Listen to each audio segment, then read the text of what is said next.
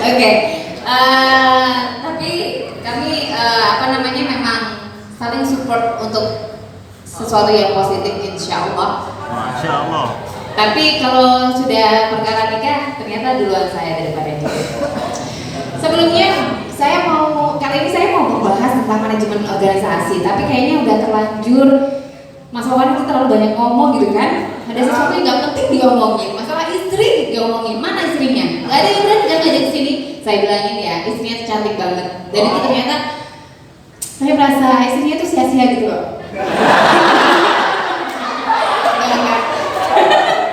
Enggak, itulah kenapa ikhtiar saya tahu Bapak Wawan itu tiap hari Senin sama Papa itu puasa. Ngajar TPK itu nggak pernah naik motor, naik sepeda ontel. Sampai sepeda ontelnya udah nggak layak pakai, tapi dia tetap berjuang untuk umat. Nah ya, itulah yang akan saya bahas di sini, manajemen organisasi. Tapi saya yakin manajemen organisasi kalian semua sudah paham ya. Saya mau bertanya tentang next mas. Apa itu organisasi? Terus saya lanjut lebih dalam lagi ya. Masih makan? Saya mau lempar sesuatu, buat yang kena lemparan saya tolong jawab apa itu organisasi. Kalian ikut organisasi kan? And I believe that you have understand about it, really understand. Cowok dulu, cewek dulu? Cewek lebih banyak. Oh, ladies first. Ladies first. Oke. Tuh, monggo silakan dijawab apa itu organisasi. Organisasi adalah sesuatu tempat yang dikuatkan. Kenapa? Organisasi adalah suatu tempat yang di dalamnya terdapat sebagai pengatur dan juga di dalamnya terdapat beberapa orang. Oke. Orang yang memiliki tujuan yang sama. Oke, yang pada intinya mempunyai tujuan yang sama gitu ya. Kalian adalah tempat. Emang biasanya kalau hotmail ada tempatnya enggak? Biasanya ngemper gitu kan, di gedung A atau B enggak ya? Sudah ada tempatnya sekarang ya. Oke, silakan lempar ke cewek. Yang pelan aja dong kan cewek. Biasanya dia nggak suka disakiti. Tapi siapa tahu kamu tiba-tiba dengan Bismillah, sholawat dalam hati, siapa tahu nanti dia jadi jodohmu. Lempar.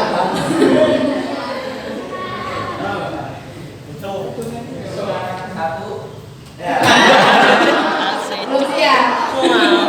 Oke, tadi namanya siapa? Namanya siapa tadi? Azril. Yusril. Terus tadi yang cewek? Oh iya, siapa namanya? Bella, angkatan berapa? 2018, oke. Apa organisasi bener nggak? Setuju nggak sama jawabannya si Yusril tadi?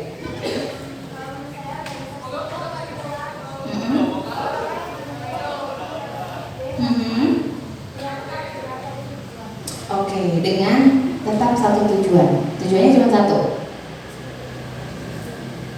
Oke, sudah ya. Selanjutnya itu organisasi. Kalau teori itu biasanya teman-teman udah paham sekali apa itu organisasi. Kemudian manajemen. Silakan dilempar lagi ke jawab. Jangan ditangkis. Oh, yang nangis dulu. Siapa namanya yang nangis?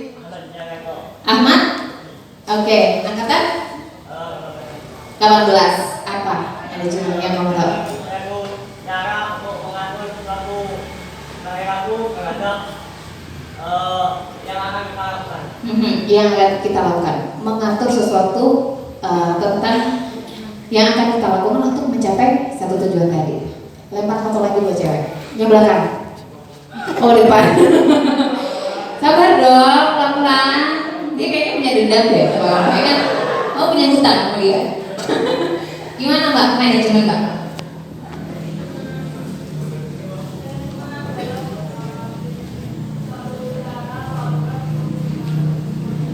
Suatu cara untuk mengatur sesuatu, yang hampir sama ya. Cara yang mau dicapai, cara yang mau dilewati untuk bisa mencapai sesuatu atau sebuah tujuan. Tujuan itu ada di mana? Di organisasi. Organisasi punya tujuan. Seperti kalian, organisasi IPPNU sama IPNU. Yang cewek IPPNU. Kalau cowok, kenapa kalian ingin masuk ke sini? Ya tujuan nggak? Apa coba? Mbak yang pakai kacamata. Ngabdi kayak kamu yakin. Kalau habis itu Kok dia saya nggak punya uang ya? Kayaknya saya mau jadi YouTuber aja deh. Langsung kaya dari muda ya kan? Yang minta duit orang tua, katanya gitu. Beneran ya? Oke, awas nanti kalau kamu nggak bisa meneruskan Bu Khofifah. Amin.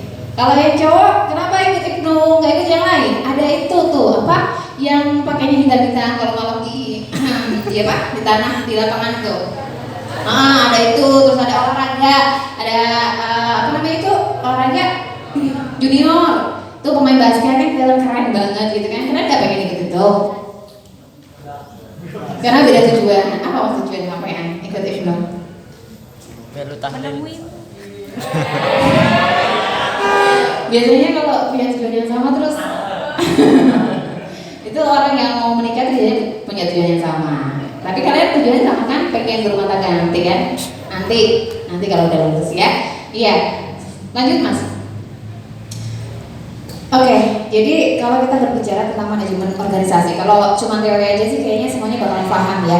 Dan kalian punya tujuan masing-masing, tapi di luar itu Ibnu itu sendiri mempunyai tujuannya mereka sendiri. Cuman sebelum kita berbicara jauh lebih dalam lagi apa itu manajemen, kemudian kenapa sih we have to learn, kita harus belajar dulu tentang manajemen organisasi sebelum kalian terjun. Berapa lama kalian sudah bergabung dengan Ibnu? Baru 1 tahun ini, semester kemarin sama sekarang. Ya, oke. Nah, sebelum kita terjun itu, saya memulai dari bahwa kalian itu adalah orang-orang yang ditunjuk sama Allah Subhanahu wa Ta'ala untuk menjaga bumi ini. Sedangkan dalam ayat Al-Quran yang sudah saya sebutkan di situ, A'udzubillahi minasyaitonirrajim, Bismillahirrahmanirrahim. Walaqad katabna fi zaburi min ba'di dzikri annal arda yarithuha ibadiyas sholihun. Bahwasanya bumi ini diwariskan kepada orang-orang yang solih. Siapa itu orang-orang yang solih? Saya harap teman-teman semua, kalian semua ya. Amin. Tapi ternyata menjadi orang yang soleh itu tidak mudah karena kita sendiri masih pengen yang namanya tergiur dengan hal-hal lain. Padahal Allah sudah menetapkan bahwa bumi ini bakalan baik, tidak ada bencana, tidak ada peperangan, tidak ada apa-apa. Kalau yang merawat, yang menjaga adalah orang-orang yang soleh. Orang-orang yang soleh itu yang mana? Bukan yang kemudian bikin vlog, kemudian dia hafal 1 ayat 2 ayat, kemudian dia bikin video, kemudian dipampang, diedarkan, diviralkan, kemudian disebut ustaz-ustazah. No, bukan itu. Dan orang yang soleh itu bukan yang kemudian terkenal, kemudian disebut dengan ustaz-ustazah, kemudian dia berdakwah dengan cara mereka yang sedikit keras. Nah itu bukan seperti itu, justru yang sangat mendamaikan. Itulah orang-orang yang soleh-solehah. Kenapa orang yang soleh? Orang yang soleh itu ketika Allah percaya kepada mereka bahwa orang itulah yang mampu mengelola bumi ini dengan baik. Kemudian dia mampu menjalankan sosial masyarakat yang baik. Nah itulah kemudian orang yang soleh disebutkan bahwa dia sangat bermanfaat untuk orang lain. Percuma kamu kaya, tapi kamu tidak bermanfaat untuk orang lain. Percuma kamu mempunyai banyak hal, mempunyai harta yang berlimpah, tapi ternyata samping kanan kirimu tidak merasakan harta yang kamu miliki, begitu ya. Nah, kemudian kalau kita berbicara organisasi, orang itu sebenarnya wajib bahwasanya sebelum kita bergabung dalam organisasi, dia sendiri sebenarnya sudah menjalankan organisasi itu sendiri. Apalagi kalau sudah menjalani kehidupan yang dewasa, itu akan menjalani organisasinya masing-masing. Karena organisasi sebenarnya sunatullah kalau kita berbicara. Maka berbahagialah ketika kalian berjalin masuk ke dalam organisasi, karena Allah sendiri juga menjalankan organisasi. Allah yang mengorganisir semua kehidupan kita. That's why bulan, bintang, kemudian matahari nggak ada yang bertabrakan. Itu karena Allah mengorganisir semuanya dengan baik. Kemudian Rasulullah SAW itu juga dari muda sampai kemudian beliau wafat, Beliau masuk ke dalam organisasi apapun dan beliau adalah contoh dari pemimpin yang sangat adil dan bijaksana.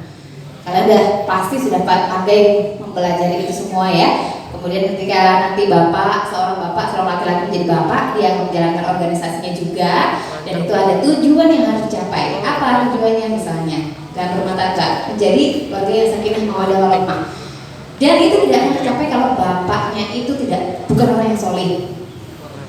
Meskipun masa lalunya sedikit kacau ya, tapi selalu ada kesempatan untuk menjadi orang yang soleh. Begitu juga seorang perempuan. Kalau perempuan, saya sangat berbahagia kalau misalnya kumpul sama teman-teman kayak ini ya, di PPMU, IPNO gitu. Saya yakin kalian bacaan Al-Qur'annya insya Allah pasti bagus. Nah itulah yang diharapkan untuk generasi muda.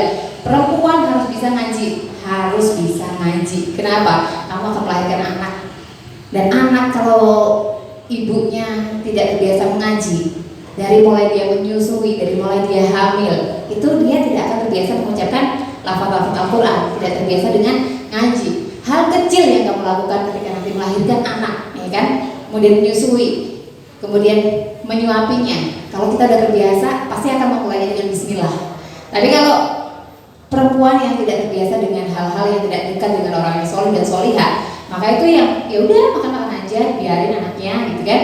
Nah itu yang kemudian membuat kita merasa beruntung. Insya Allah kita berkumpul dengan orang-orang yang soleh dan solihah gitu ya. Bisa dipahami bahwa kalian terjun ke sini ini merupakan sunatullah yang harus kamu lakukan. Siapa yang akan menjalankan negara ini? Negeri ini kalau bukan kalian. Nah negeri ini butuh orang-orang yang soleh seperti kalian. Siapa yang soleh? Yang tetap memikirkan kemaslahatan umatnya, bukan untuk memperkaya diri sendiri gitu. Next. Nah, ini kalau saya berbicara tentang manajemen organisasi, sebelum kita berbicara manajemen itu yang harus di manage itu adalah diri kamu sendiri. Saya musyrifah 4 tahun ya. 4 tahun kemudian habis itu saya jadi murabiyah. Dan saya sudah menjalani, saya nggak masuk ke OMIK sama sekali enggak. Kecuali simfoni itu saya masuk ke semester 5, 6. Nah itu pun sedikit saya bongkar di sini bahwa saya kecewa dengan pelajaran yang saya ambil dari simfoni. Meskipun saya menerima banyak pelajaran di situ, cuman saya kecewa organisasi itu gitu. Saya menjadi musyrifah di situ banyak sekali yang saya jalani, insya Allah. Bagaimana menghadapi manusia-manusia, bagaimana menghadapi santri yang tidak suka sama musyrifah ya kan? Biasanya yang rasa-rasa musyrifah siapa? Santri kan? Karena 2012 pasti masih ngerasain kan? Ya enggak? Ini mbak, ya Allah istiqamah gak ada diemnya. Yang diem itu ya istirahat ya kan? Istiqamah gak mungkin diem.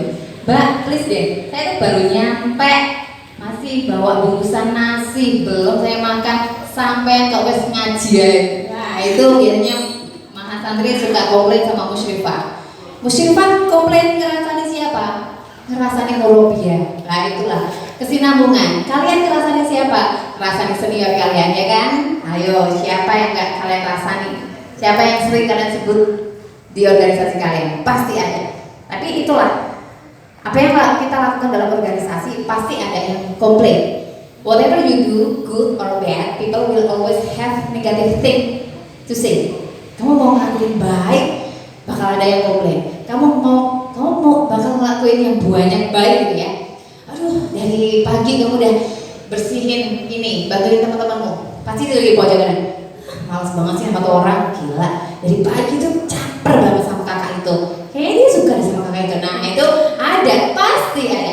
Ada yang males dari pagi sampai sore dia di atas kasur loh. Ini niat gak sih orang itu ikut IPNO, udah jatuhnya ini dia masih belum mandi, belum ini, pasti ada. Mau kamu ngelakuin hal bagus, mau kamu ngelakuin hal jelek, pasti ada yang rasanya. Itulah kehidupan. Nah itu yang harus kamu siapkan, mental yang harus kamu siapkan ketika kamu terjun ke dalam pekerjaan nanti.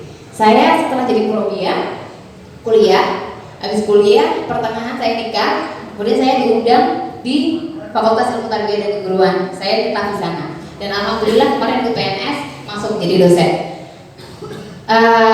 Kemudian saya siaran radio. Saya siaran radio di luar, cari duit saya.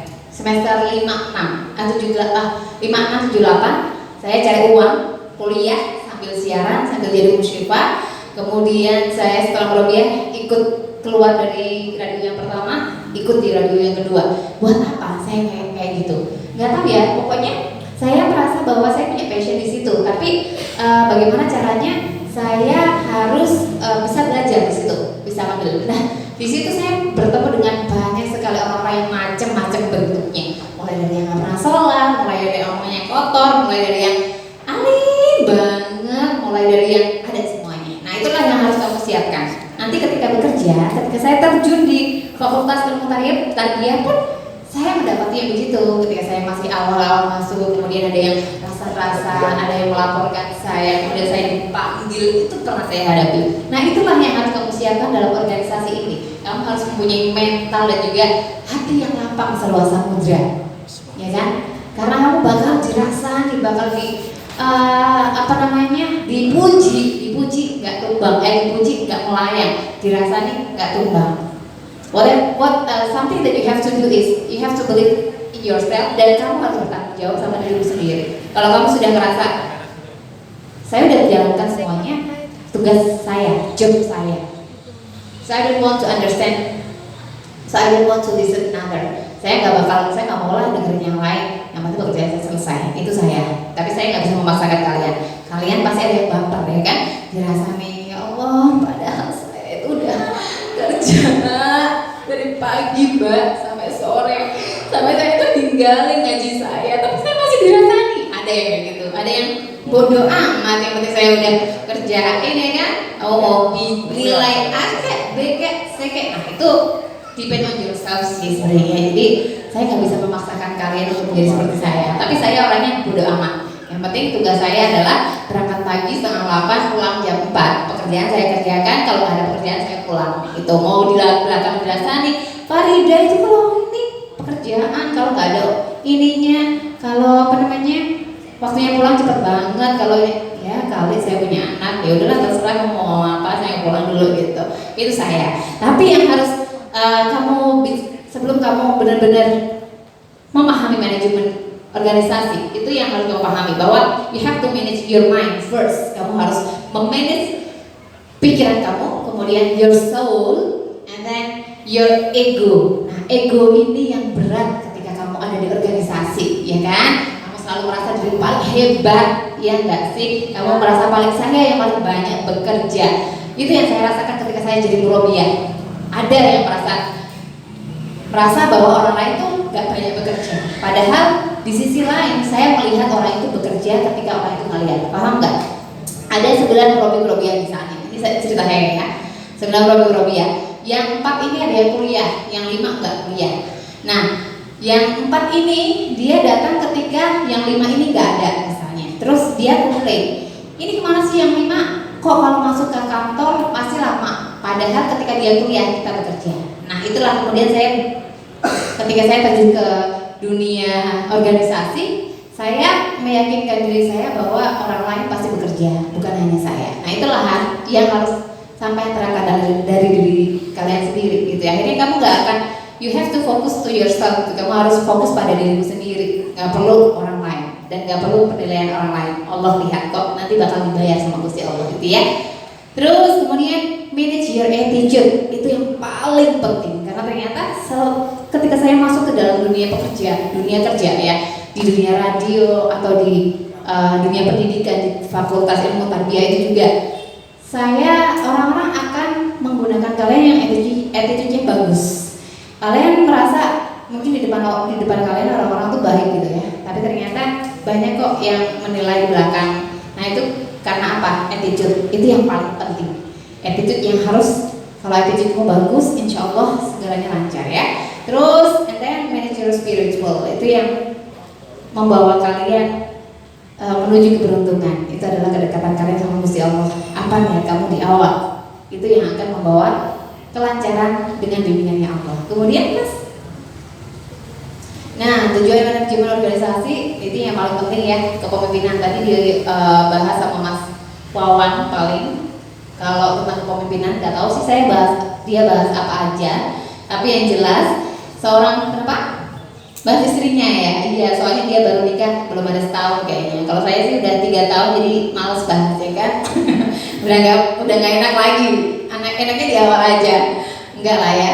Maksudnya adalah kalau awal itu memang biasanya kalian kan juga seneng gabung hipno. Aduh saya seneng banget di awal-awal gitu. Nanti udah setahun 2 tahun mulai hilang. Nah itu yang paling penting komitmen kalian. Nah kalau manajemen organisasi sudah kalian pahami, kemudian bisa kalian rasakan. Kalau kalian di dalam organisasi ini sudah mulai merasa senang menjalankan pekerjaan, senang menjalani yang namanya aktivitas, kemudian atmosfer bersama teman-teman itu kamu ngerasa baik, ngerasa semangat terus, saya harus datang nih ada acara ini ada acara ini. Nah itu kalau acaranya udah, kalau situasinya sudah seperti itu, maka itu adalah kesuksesan dari manajemen organisasi. Tapi kalau kalian udah berangkat udah males banget, saya lihat ketua saya itu kerjanya cuma nyuruh doang, kita di bawah ini jadi keset. Nah itu udah mulai nggak baik. Berarti ada kekeliruan, ada kesalahan dari manajemen organisasi itu. Bagaimana? Siapa yang disalahkan? Kita lihat pemimpinnya dulu. Dia tipe bos apa dia tipe pemimpin? Nah itu yang kemudian ngefek ke bagian kalian, ke kita sebagai bawahan gitu ya. Nah itu beberapa hal yang bisa kalian rasakan. Setiap orang bisa merasa bertanggung jawab, kemudian tujuan organisasinya tercapai, itulah kesuksesan dari manajemen organisasi. Tapi kalau kalian udah merasa males banget udah gabung di hipno, orangnya udah mulai gak asik ini, nah itu yang mulai harus dibenahi lagi kakak-kakaknya. Kenapa nih teman-teman kok udah mulai bosan gitu ya? Lanjut mas. Ini kayaknya udah gak perlu dibahas ya. Kalian pasti udah paham banget planning, organizing, actuating, controlling, dan evaluation. Dari setiap acara pasti kalian akan mempunyai yang namanya planning, kemudian berjalan sampai namanya evaluasi. Ini sudah paham pasti insya Allah. Lanjut. Nah ini ada 3 hal yang paling penting. Ada DOOR kalau saya singkat ya. Dalam organisasi itu harus dinamis, optimis, realistis. Dinamis itu kamu harus melihat zamannya sekarang, mengikuti zaman. Kalau misalnya zamannya sekarang udah kayak gini ya harus diikutin. Gak bisa kamu menggunakan metode-metode yang lama. Kemudian optimis, apapun yang terjadi, kalau udah mulai kendor teman-temannya harus dimotivasi lagi. Terus realistis, menghadapi segala sesuatu, lihat kenyataannya gitu. Kalau misalnya berbicara tentang, aduh pengen ngadain acara di gedung yang ini, tapi gak ada dana. Ya udah sih kenapa nggak pakai di UIN aja misalnya gitu. Itu harus realistis dalam organisasi, nggak bisa memaksakan. Next, how to motivate yourself. Di antaranya ada dress to feel motivated. Nah ini dari penampilan itu juga bisa memotivasi meskipun dari luar ya. Kalau kalian udah, aduh pagi aja udah malas mandi ya kan. Nah itu biasanya ngefek banget sampai sore nanti. Sorenya biasanya nggak mandi juga ya kan. Habis PPPA, jamaah, habis gitu taklim. Nah itu. Tapi insya Allah taklimnya tetap jalan ya. Yang penting lulus mahal. Oke, sudah. Lanjut terakhir. Itu anak saya. Iya saya udah punya anak. Kelihatan kan? Oke. Nah ini foto saya. Tugas kita itu hanyalah berikhtiar, menghamba padanya. Selebihnya lillahi ta'ala. Semangat kita bermanfaat, berbagi kebaikan meski hanya sekedar zarah. Jadi ketika nanti kalian sudah mulai dewasa, hidup menjadi mahasiswa itu kamuflase. Kalian tahu kamuflase sebenarnya itu indah. Tapi nanti kalau sudah lulus, kalian bakal merasakan kenyataan. Kalian bakal merasain saya ini udah bermanfaat belum ya buat orang yang ada di sekitar saya.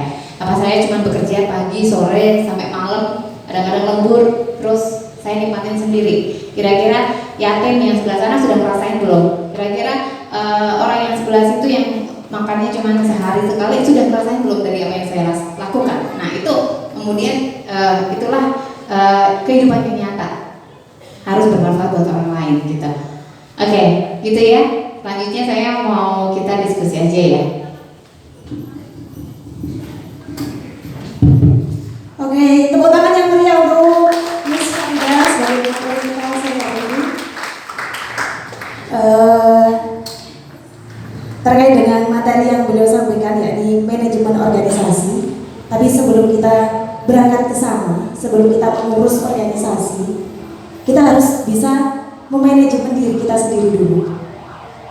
Kalau kita sudah bisa mengatur diri kita sendiri, otomatis kita bisa mengatur suatu organisasi. Gitu.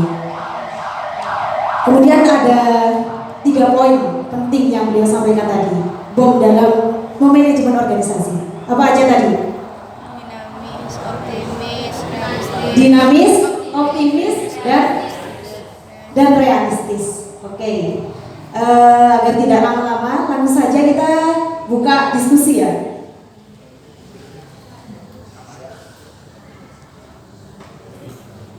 Kita buka berapa pertanyaan ini? 2 ya. Jadi 4 pertanyaan, 2 dari Rekanimu dan 2 dari Rekanita IPPN. Moga silakan yang mau bertanya angkat tangan terkait manajemen organisasi. Ya. Oke, siapa lagi?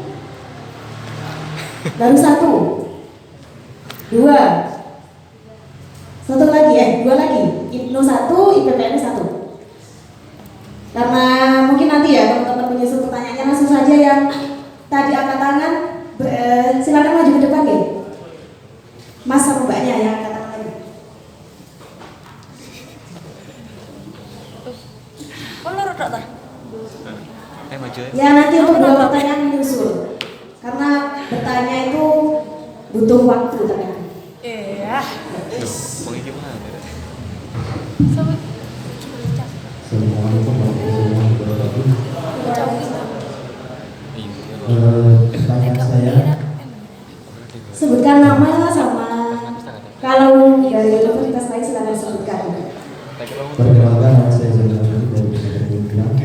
Pertanyaan saya, tadi seperti disebut, apakah dalam memimpin sebuah organisasi kita itu termasuk seorang bos atau seorang leadership pemimpin?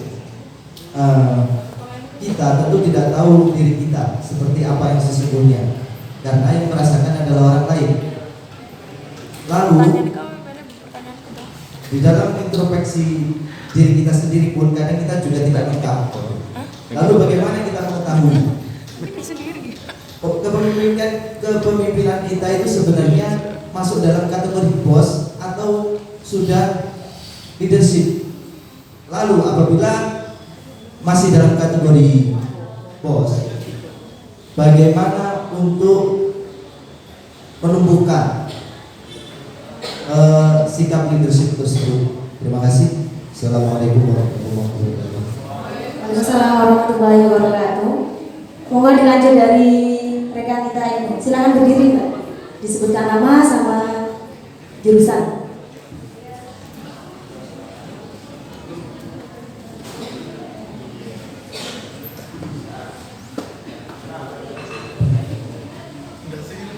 Assalamualaikum warahmatullahi wabarakatuh. Sebelumnya selamat datang Miss. Bagaimana kabarnya? Prolog aja ya. Sengaja Miss. Saya mau tanya. Nama saya Hoirunisa dari jurusan Pendidikan Agama Islam semester 6. Oke. Di sini Miss, ini kan diskusi, jadi sharing mungkin pengalaman, kesempatan gitu ya Miss ya. Jadi dalam sebuah organisasi itu pasti ada hierarki atau tingkatan-tingkatan, adanya ketua, anggota dan lain sebagainya. Dan di sini saya ada masuk dalam masalah kasus di mana ini menurut pendapat saya itu mungkin dalam pemilihan ketuanya itu ada kesalahan. Jadi imbasnya itu ke anggotanya, gitu Miss. Dan ini bingung, saya mau melakukan apakah saya ini mempelopori mereka atau tetap kawan untuk ikut mereka atau gimana, gitu Miss. Terus juga saya kritisi kata-kata Miss Farida tadi. Bersikap bodo amat, gak lihat orang lain ngomong apa tentang kita, pokoknya kita lakukan apa yang kita lakukan, ini Allah yang biar gitu kan Miss ya. Tapi dalam sebuah organisasi ini kita juga perlu adanya untuk melihat sekeliling kita gitu. Karena organisasi itu ada satu kata di mana kita harus mementingkan kepentingan orang lain gitu.